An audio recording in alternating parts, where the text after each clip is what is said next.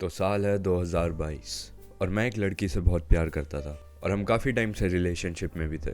लेकिन जैसा दुनिया में हर चीज़ के साथ होता है, समय ने हमारी जोड़ी को भी ख़त्म कर दिया। तो मैं बहुत निराश था और मैं बहुत दुखी था और मेरे दिमाग में सिर्फ एक ही ख्याल आते थे कि जो मेरी गर्लफ्रेंड थी, क्या वो सच में मुझसे प्यार करती थी? अगर करती थी तो उसे दूसरे मर्दों की अटेंशन इतनी ज़्यादा पसंद क्यों आती थी? दूसरे मर्दों के रिप्लाई क्यों देती थी? उनसे खुद से बातचीत क्यों करती थी? और क्या उसके लिए मैं कभी भी काफ़ी नहीं था क्या? Was I never enough? तो मेरी ये निराशा मुझे एक मूवी की तरफ लेके जाती है जिसका नाम है आइज़ वाइड शट, जो कि स्टैनली कुब्रिक ने बनाई है और इसमें टॉम क्रूज है और उस टाइम पे उसकी वाइफ निकोल किडमैन है। जब ये मूवी मैंने अपने ब्रेकअप के बाद देखी तो ये मूवी एक सपने के ऊपर है। कैसा सपना? एक ऐसी इमेजिनेशन जो कि हमारे आसपास सब कुछ तबाह कर देती है। इसमें जो टॉम क्रूज की वाइफ है निकोल किडमैन, वो बहुत ज़्यादा इनसिक्योर होने लग जाती है क्योंकि उसे लगता है उसके पति को उससे फ़र्क नहीं पड़ता और उसके पति के पास बहुत सारे ऑप्शंस हैं। उसका पति हैंडसम है और जबकि निकोल किडमैन इतनी सुंदर है, उसके पति को उसको लेके कोई इनसिक्योरिटी नहीं है कि मेरी पत्नी कोई और ले जा सकता है या किसी और की हो सकती है, क्योंकि उनका रिलेशनशिप ट्रस्ट के ऊपर बेस्ड था। जैसा कि आजकल हम सब चाहते हैं कि हमें अपने पार्टनर्स पे ट्रस्ट हो, तो ऐसे ही टॉम क्रूज ट्रस्ट करता है अपनी बीवी के ऊपर। और एक दिन उसकी बीवी उससे कन्फेस करती है कि उसने एक बार एक फैंटेसी देखी थी जब वो वेकेशन पे थे।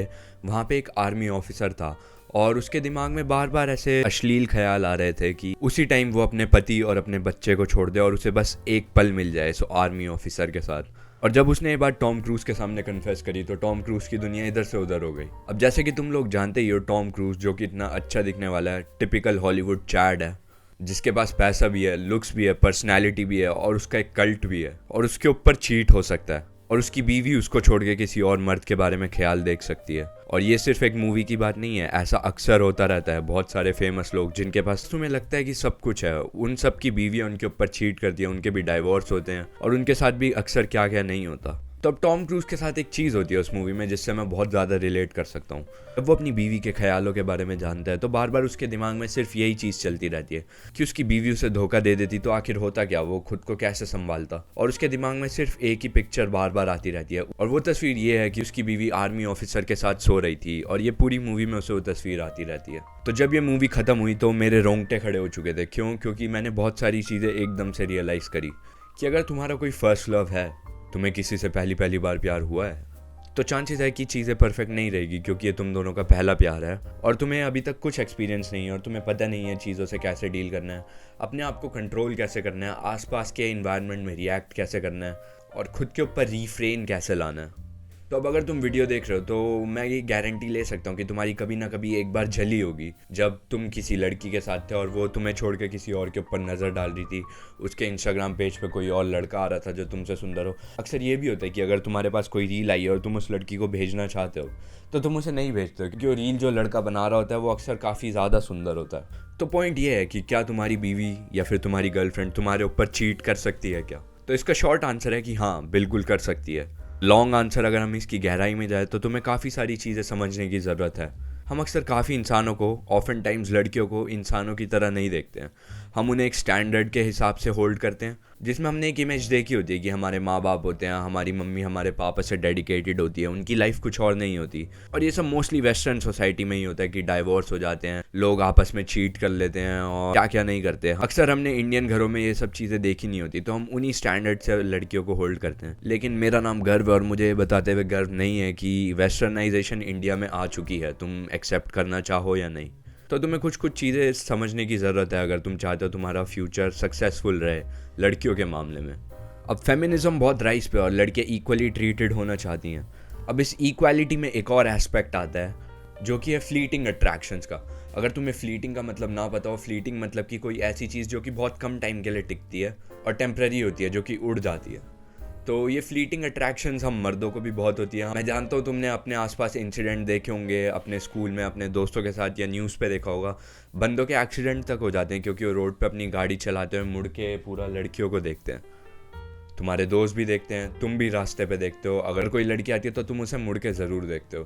तो अब ये क्या है, क्या तुम उस लड़की के साथ अपना घर बसाना चाहते हो? May be. अगर तुम्हारी गर्लफ्रेंड है, तुम्हारी वाइफ है, क्या तुम उसे इंस्टेंटली उस लड़की के लिए छोड़ दोगे बस कुछ पलों के प्लेजर के लिए अगर तुम्हें वो मिल सकता हो? May be. बट क्या तुम उस लड़की से प्यार करते हो? बिल्कुल भी नहीं। तुम अपनी गर्लफ्रेंड या अपनी वाइफ से उससे ज़्यादा ही प्यार करते हो, पर लेकिन फिर भी तुम्हें फ्लीटिंग अट्रैक्शंस महसूस होती है। क्योंकि इंसान होने का एक बहुत इंपॉर्टेंट पार्ट है, हमारा ब्रेन हार्ड वायर्ड होता है कि हम अट्रैक्टिव चीज़ों को देखते हैं इंस्टेंटली घूम के। अब इसका बेस्ट एग्जांपल क्या है कि अगर गोल्ड कलर हो, सिल्वर कलर हो, जो कि शाइन करता है, और लोग उसे अपनी रिंग्स पे क्यों पहनते हैं, डायमंड्स, गोल्ड, सिल्वर?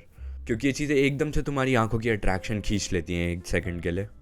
और फ्लीटिंग अट्रैक्शंस भी कुछ ऐसी ही होती हैं।